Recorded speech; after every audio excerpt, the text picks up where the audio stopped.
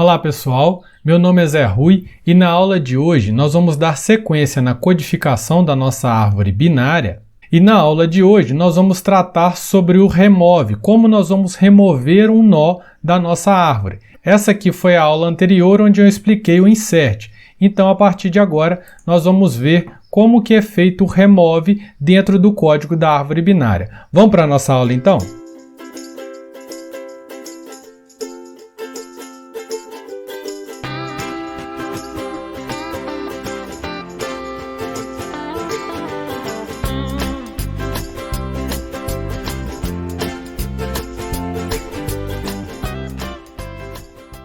Então, pessoal, eu não sei se vocês lembram, mas na aula anterior, que foi o vídeo passado, nós conversamos sobre o insert e antes de fazer o insert, nós fizemos quem? A local de entrada, ou seja, meio que uma bola de cristal que nos informava aonde nós iríamos inserir um determinado elemento. Por que eu estou dizendo isso? Porque na programação, quando você vai fazer, por exemplo, um método como esse insert, muitas vezes você tem que usar aquela máxima da nossa ciência, que é divida para conquistar. Aqui, na hora de construir o remove, eu vou pensar da mesma forma. Por quê? Porque nós temos três casos particulares para tratar a remoção. E quando você pensa no caso particular 1, depois no caso particular 2 e depois no caso particular 3, a chance de você criar uma solução que ela é mais interessante e de mais fácil manutenção é muito grande. Então vamos começar aqui, ó. No primeiro caso, quando eu quero remover um elemento dessa árvore binária, onde ele não tem filho nenhum, que é esse caso aqui, ó. Por exemplo, eu estou removendo um nó que é folha. Ou seja, se eu remover o 22, o que isso vai impactar? Você concorda comigo que se eu remover o 22, é diferente de eu remover o 27. Por quê? Porque o 27, eu tenho um problema embaixo dele, que é o filho dele. Então, o que eu vou fazer com o 22? Por hora, não vou me preocupar com isso. Eu vou fazer uma função que remove quando não tem filhos nenhum, ok? Então, nós vamos começar a nossa aula fazendo essa função aqui, ó. Como que funciona para remover o 22? Depois a gente pensa num caso um pouquinho mais enjoado, que é esse aqui, e depois num caso mais elaborado, que é quando tem 2 ou mais filhos. Na verdade, sempre 2 filhos, né? Vários descendentes aí. Então, pessoal, olha aqui, eu separei aqui em 3 funções diferentes. Vamos começar aqui, ó. Remoção de um nó que não tem nenhum filho.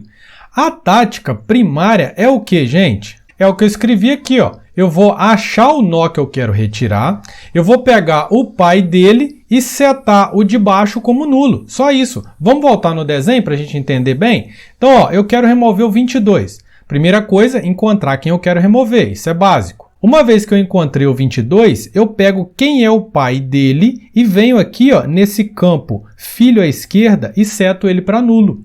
Ficou claro o que nós vamos fazer no código? Porque é exatamente isso que eu estou vendo no desenho que eu vou fazer naquela função que elimina quando eu tenho 0 filhos. Beleza? Então perceba que um algoritmo bem simplório seria isso, ó. Eu vou achar o elemento, eu vou pegar o pai dele e eu vou mandar o pai apontar para nulo, ou seja, se ele for um filho à direita ou um filho à esquerda, certo? Então, essa aqui é a nossa função remover 0 filhos. O que ela recebe como parâmetro de entrada? O elemento que vai sair, eu dou sempre nomes intuitivos para minhas variáveis, para que eu saiba, olha, esse nó sair é o cara que eu quero tirar ele, é o que eu quero eliminar ele, beleza? Então, a primeira coisa que eu preciso é pegar quem é o pai dele. E dentro do nó que vai sair, eu tenho um campo chamado pai. Então, eu vou fazer sair getPy e vou guardar isso numa variável. Qual o nome que eu vou dar para ela? Pai, que fica mais intuitivo nas linhas subsequentes para que eu consiga clarear mais as minhas ideias. Então, vamos lá. Eu já tenho quem é o pai. Agora, eu só preciso saber, esse elemento que vai sair, ele está à direita ou à esquerda do pai?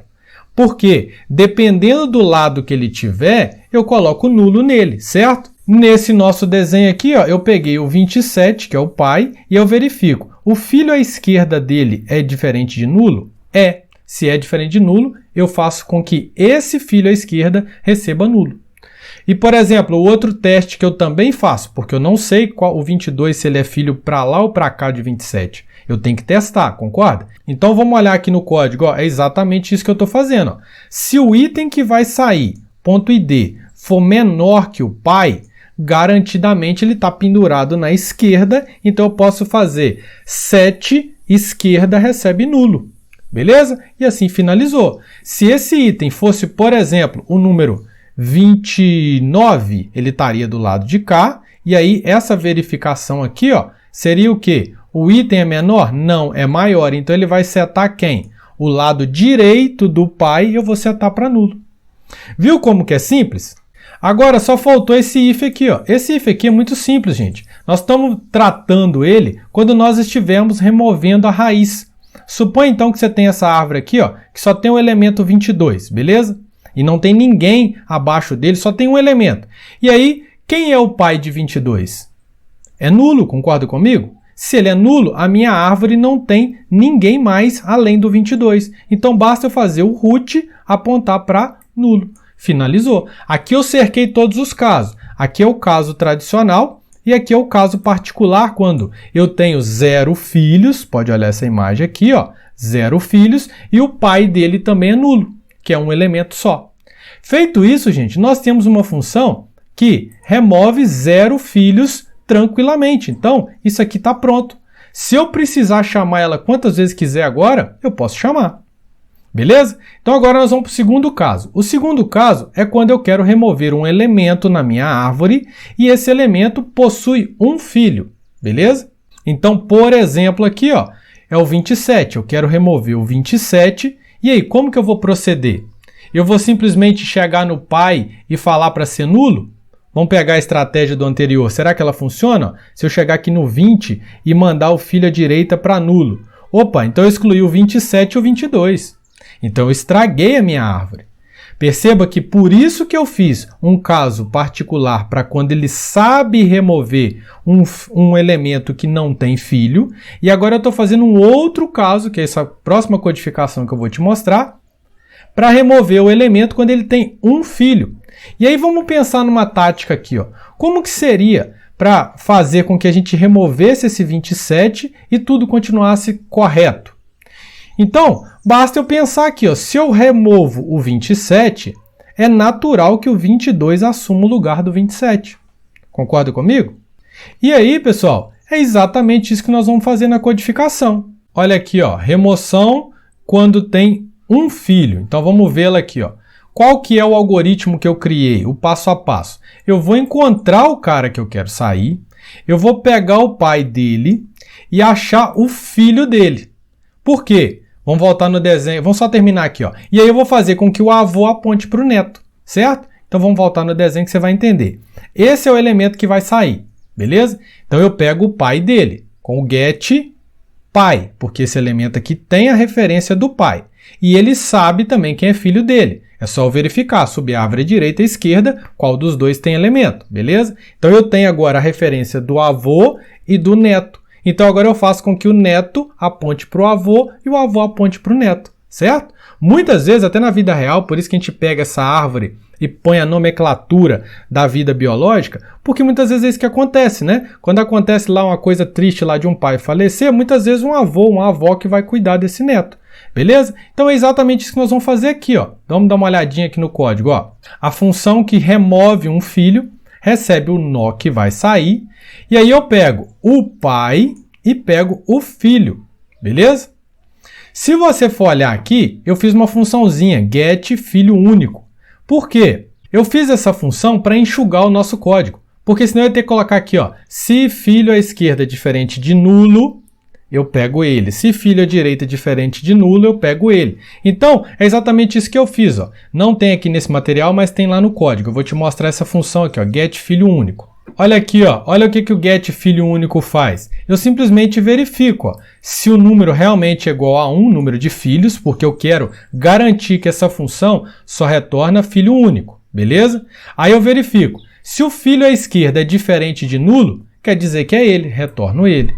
Se o filho à esquerda não é diferente de nulo, obrigatoriamente é o filho à direita.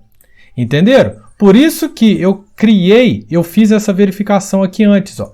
Olha, garante para mim que só tem um filho. Que aí, agora, se eu achar o da esquerda primeiro ou da direita, eu retorno eles, que garantidamente tem um filho só. Beleza? Então, para isso tudo aqui não ficar aqui nesse nosso código poluindo, eu criei uma função. Essa é a ideia de função que eu tento trazer para a cabeça de vocês desde o ano passado em estrutura de dados 1. Quando você cria funções, você modulariza o seu sistema e facilita a manutenção dele no futuro. Beleza? Então, olha só como que ficou mais limpo o nosso código. Ó. Então, essa linha aqui eu pego o pai e aqui agora eu pego o filho. Seja ele direita ou esquerda. Essa função getFilhoUnico se preocupa com isso. Tá? Então, a partir de agora, nós temos meio caminho andado. Vamos voltar no nosso desenho? Aqui, ó, eu tenho o 20 e tenho o 22. Eu tenho o avô e eu tenho o neto. Que lá eu estou chamando de pai e de filho, de 27. Beleza, pessoal? Se você falar, o 22 não é filho de 20, não. Pois é, a nossa referência aqui está sendo 27. O 20 é pai do 27 e o 22 é filho do 27, ok? Então, vamos dar sequência aqui, ó. Olha como que é simples agora, ó. Se o filho é diferente de nulo, na verdade nem precisaria dessa conferência aqui, tá, gente? Porque garantidamente ele tem um filho, senão a gente não chamaria essa função. Mas seguro morreu de velho, não é assim? Então beleza, não é errado você pecar por excesso também não, de verificação. Então vamos lá, eu pego aqui então o filho e vou fazer ele apontar para o pai, ou seja, o campo pai do filho vai apontar para o pai, esse pai aqui é pai do 27, então, ou seja, como se fosse o avô dele, beleza? Então, ó, filho 7 pai recebe o avô dele. Pronto, tá aqui. Agora, pessoal, eu vou fazer com que o avô, né, que é o pai, aponte para esse filho. Só que antes disso, vamos voltar de novo no desenho, eu preciso saber, o 22 é maior ou menor que o 20? A gente sabe que a gente está olhando, então naturalmente você já pensa, né? 22 é maior que 20, está na direita dele, tá? Mas o computador não sabe, então ele tem que fazer essa verificação. Por isso, então, eu fiz aqui de novo, ó. Se o filho item é maior do que o pai, eu vou setar com que o pai aponte para esse filho de forma que ele esteja na direita dele. Ou seja, exatamente esse ponto aí, né? Que o 22 é maior do que o 20. Então, essa verificação aqui deu verdade, ó. O ID do filho é 22 e o ID do pai, né, que é o avô, é 20. Então, 22 é maior do que 20. Ele vem aqui e seta essa função aqui. Essa propriedade aqui, né, o filho direito. Se não for verdade, ele coloca do outro lado. Então, ele coloca o pai, 7 esquerda, aponta para o filho. E acabou. Beleza, pessoal? Então, aí a gente fez uma função que remove um filho. Só que aí você pode estar perguntando, Zé Rui, também tem o tal do caso especial ali. Exatamente. Quando você tem agora esse caso aqui, ó, o 27, que é a raiz, apontando para o 22. Então agora, se eu excluo o 27, o root passa a apontar para o filho. É só isso, olha lá. Então, ó, o root vai apontar para o filho. Por quê? Porque o 27, nesse exemplo aqui, é a nossa raiz. Beleza? Então assim a gente finaliza a nossa segunda função, que é remover quando tem um único filho. Então, nós já temos 2 passos prontos e funcionando para a gente usar no nosso remove. Agora, para finalizar, a gente chega no ponto em que eu posso querer eliminar um elemento que tenha 2 filhos. E aí, como que faz? Se eu removo o pai, um dos 2 filhos vai entrar no lugar dele, não é assim? Não, cuidado, cuidado. Parece intuitivo, mas não é. Então, a questão aqui que a teoria nos ensinou lá na nossa aula anterior, volta lá qualquer coisa, ou melhor, nós podemos até voltar aqui, ó. Então tá aqui, ó. Quando eu quero remover esse elemento que ele tem 2 filhos, o que a teoria nos diz? Que eu posso substituir esse cara aqui que eu estou retirando pelo antecessor dele ou pelo sucessor dele. Então, se, por exemplo, eu só tenho esse cara aqui, ele só tem esses 2 filhos, não tem mais descendente nenhum, ou seja, não existe isso e não existe isso, aí sim o antecessor dessa bolinha é essa e o sucessor dessa bolinha é essa. Porém, quando você tem vários descendentes, que é esse caso aqui, ó, é mais complicado. Você precisa pensar quem é o antecessor dessa bolinha aqui. A gente viu também que o antecessor é essa bolinha amarela aqui, por quê? Porque ela é a maior bolinha dentre as bolinhas aqui que estão de azul, ó, que são menores que esse nó vermelho. Estão lembrados disso? Qualquer coisa, volta nessa aula aí. Então, o antecessor é a porque é o seguinte, ó, todo mundo que está à esquerda dessa bolinha é menor que ela, não é? Então, aqui eu tenho de azul as bolinhas que são menores que a vermelhinha. Quem é a maior dessas bolinhas? A maior delas, garantidamente, é essa daqui. Então, essa é a bolinha antecessora dessa daqui. E quem é o sucessor, pessoal? O sucessor é a mesma coisa, é o que a gente fala, né? É o menor dentre os maiores. Então, essas bolinhas aqui, ó, todas elas são maiores que a vermelhinha. Então, a menor dentre elas é essa daqui. Então, você pode escolher ou substituir esse cara por esse elemento ou por esse elemento. Tá certo?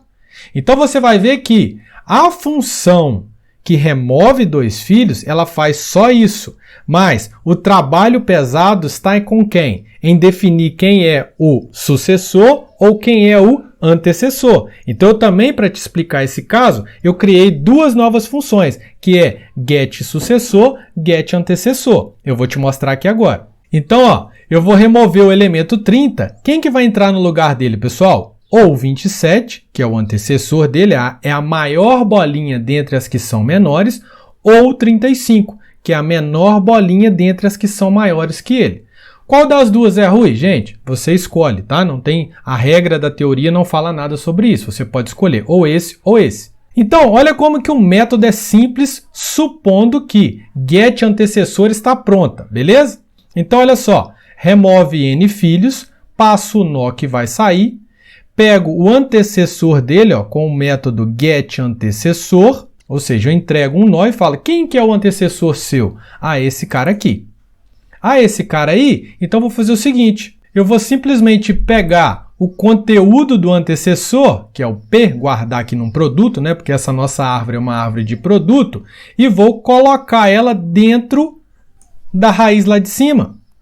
Perceba que eu pulei uma linha aqui de propósito, tá? Para você entender primeiro esse mecanismo. Então, o que eu vou fazer? Encontrei o antecessor, então vou voltar no desenho. O antecessor, por exemplo, é o 27. Então, agora eu vou pegar o conteúdo do 27 e colocar aqui dentro. Pronto, vai funcionar certinho. Vai rodar igual relógio, como a gente brinca em sala de aula, não é assim?